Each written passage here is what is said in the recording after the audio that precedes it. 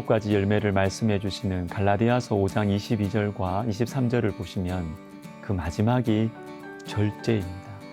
그리고 이 성령의 열매는 단수명사예요. 성령의 충만함을 받은 한 사람의 인격을 통해서 나타나는 다양한 향기들인 것이죠.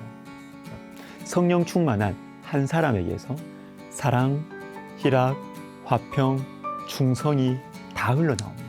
그런데 이 모든 것들을 마감하고 온전하게 만들어주는 것이 무엇인가 하면 절제입니다.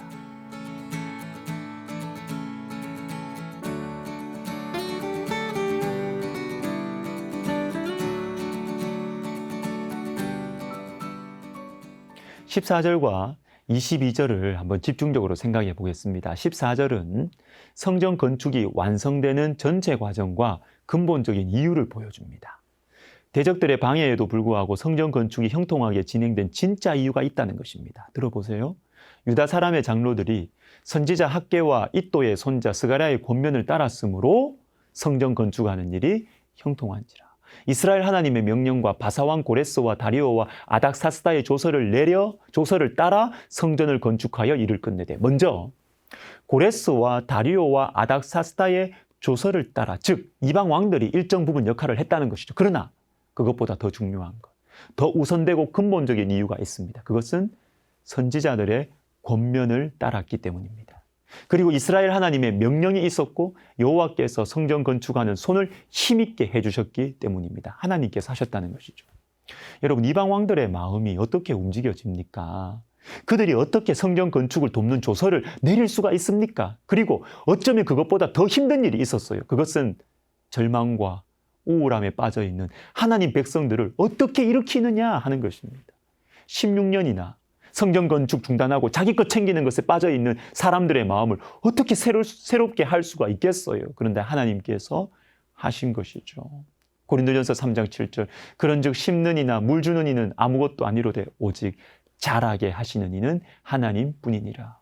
그리고 오늘 본문 13절을 보시면 대적들이 신속하게 움직이면서 도와줍니다. 다리오 왕의 조서가 내림에 유브라데 강 건너편 총독 다뜨네와 스달보스네와 그들의 동관들이 신속히 준행하니라. 잠시 전만 해도 도와주지 않고 막 방해하면서 그렇게 움직이지 않던 사람들이 말이죠, 신속하게 움직입니다.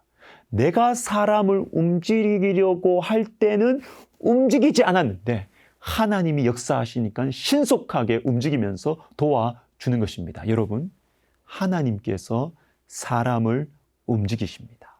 나를 괴롭히는 사람, 나에게 아픔을 주는 사람, 근심을 주는 사람, 하나님께서 움직여 주셔야 돼요.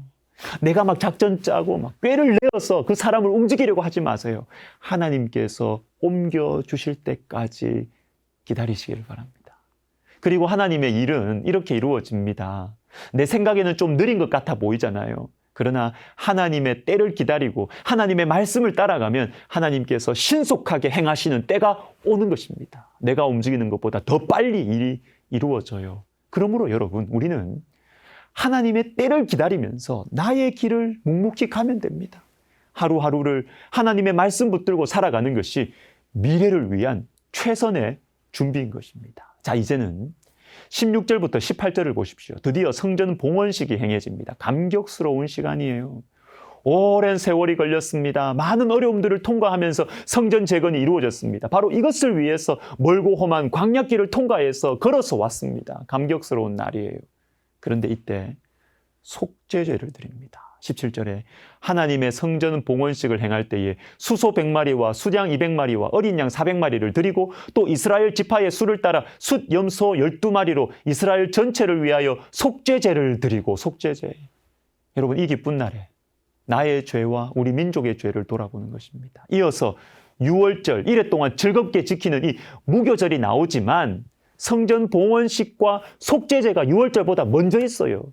여러분, 신중함이 느껴지지 않습니까? 그리고 18절을 보십시오. 제사장을 그 분반대로 레위 사람을 그 순차대로 세워 예루살렘에서 하나님을 섬기게 하되 모세의 책에 기록된 대로 하게 하니라. 모세의 책에 기록된 대로, 즉 모세 오경, 하나님의 말씀을 신중하게 따릅니다. 감격스러운 잔칫날이지만요, 들뜨지 않습니다. 내 죄를 돌아보는 속죄제. 그리고 하나님의 말씀에 따라 하나씩 움직여요. 여러분, 말씀에 따라 움직이는 것이 신중함입니다. 말씀에 따라 움직일 때 안전합니다. 말씀에 따라 움직일 때 어려움을 감당할 수 있는 지혜가 생깁니다. 말씀이 우리를 보호해주고 우리를 인도해 주는 것입니다. 잠언 1장 4절에 이런 말씀이 있습니다. 지혜의 말씀인 잠언이 어떤 책이냐 소개하는 부분인데, 어리석은 자를 슬기롭게 하며 젊은 자에게 지식과 근신함을 주기 위한 것이니. 여러분, 잠언이 어리석은 자를 슬기롭게 한다라는 것은 쉽게 이해가 가요. 그런데 두 번째 뒷부분, 젊은 자에게 지식과 근신함을 준다.